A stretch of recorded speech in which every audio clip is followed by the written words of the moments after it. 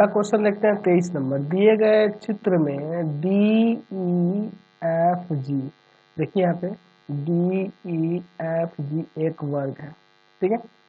और यहाँ कह रहा है कि एंगल BAC जो है एक समकोण है, BAC समकोण है 90 डिग्री का। तो हमें दिखाना है कि DE का स्क्वायर जो होगा BD गुना EC के बराबर होगा, BD गुना EC के। तो एक काम करते हैं, इन दोनों को समरूप दिखाना होगा तभी ना होगा जी। चलिए देखते हैं। दिया क्या है कि त्रिभुज ABC में एंगल BAC 90 है, एंगल BAC बराबर 90 है। और क्या कह रहा है कि DEFG एक वर्ग है। तो सिद्ध करना है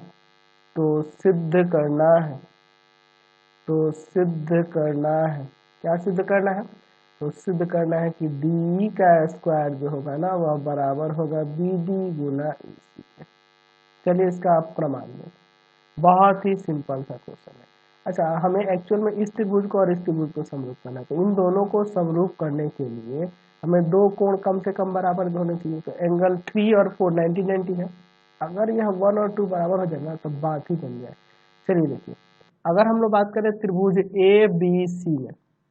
ABC में यहाँ इस बड़े वाले त्रिभुज में, तो एक चीज बताओ, यहाँ पे मैं लिख सकता हूँ कि नहीं कि एंगल 1 प्लस एंगल C बराबर 90, क्योंकि समकोण त्रिभुज में दो न्यून कोणों का योग जो होता है 90 होता है, ठीक है ना। क्योंकि त्रिभुज ABC एक समकोण त्रिभुज है, तो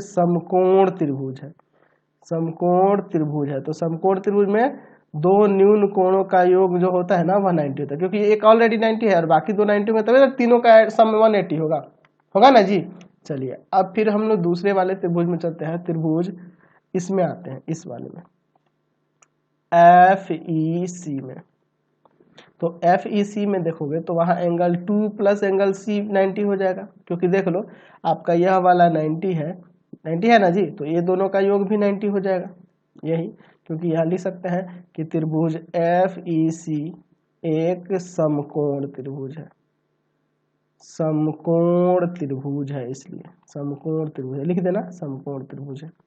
चलिए भैया, तो यहाँ से इन दोनों से हम लोग कह सकते हैं कि एंगल 1 प्लस एंगल C बराबर एंगल 2 प्लस एंगल C। तो एंगल C कट जाएगा, यानी कि एंगल 1 बराबर में एंगल 2 आ गया। एंगल 1 किसके बराबर है? एंगल 2 के। तो हमारा एक कोण बराबर हो गया, और एक जो देख लो एंगल 3 जो होगा एंगल 4 के बराबर होगा। प्रत्येक 90 है, प्रत्येक 90 है।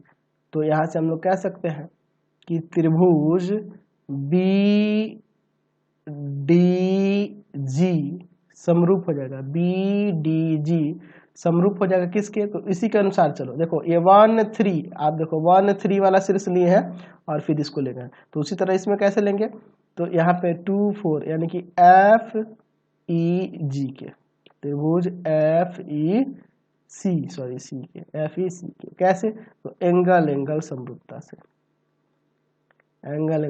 से, तो आपको पता है कि दो समरूप त्रिभुजों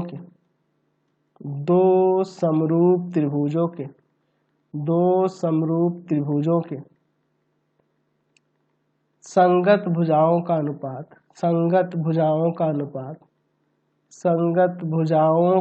अनुपात बराबर होता है,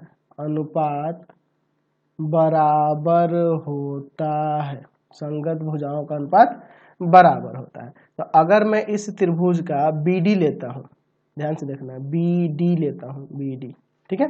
तो इस त्रिभुज का कौन सा लेना होगा? तो इसमें का आपका FC लेना होगा। आप यहीं से चलो ना, देखो यहाँ पे BD लिए तो यहाँ पे FE लेना होगा, FE। चलिए अब देखो उसी तरह से अब फिर मैं इस त्रिभुज में आता हूँ, इस त्रिभुज में।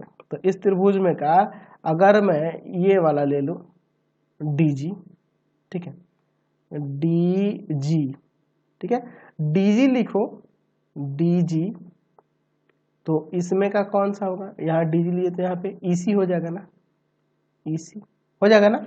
चलिए अब यहाँ पे क्रॉस मल्टीप्लाई करते हैं इसमें से, तो हो जाएगा FE गुना में DG बराबर BD गुना EC। अच्छा, चूंकि आपके पास ऊपर दिया हुआ है यहाँ पे कि DEFG वर्ग है, चूंकि DEFG एक वर्ग है, एक वर्ग है। अच्छा, जब यह वर्ग है तो आप देखो चारों भुजाएं बराबर नहीं हो जाएंगी, है ना, इसलिए आप कह सकते हैं, यहाँ पे कह सकते हैं कि DE जो होगा ना बराबर होगा FE के, बराबर होगा GF के, और बराबर होगा DG के, है ना, चारों आपस में बराबर होंगे। अब देखो इसको भी हटाकर और इसको भी हटाकर, क्योंकि देख लो FE और DG बराबर है ना DE के, तो दोनों को DE नहीं लिख सकते हैं, DE इंटू DE बराबर में BD गुना EG, ऐसा हो सकता है। तो यह दोनों गुना करके क्या हो जाएगा, DE स्क्वायर हो जाएगा, और यहाँ पे BD गुना में EC है ना, सॉरी माफ करना, ये C है, EC है, ठीक है, ऊपर EC था देख लो, EC BD गुना में EC, यह हमारा यहाँ से प्रमाणित हो गया, समझ गए। चलिए क्वेश्चन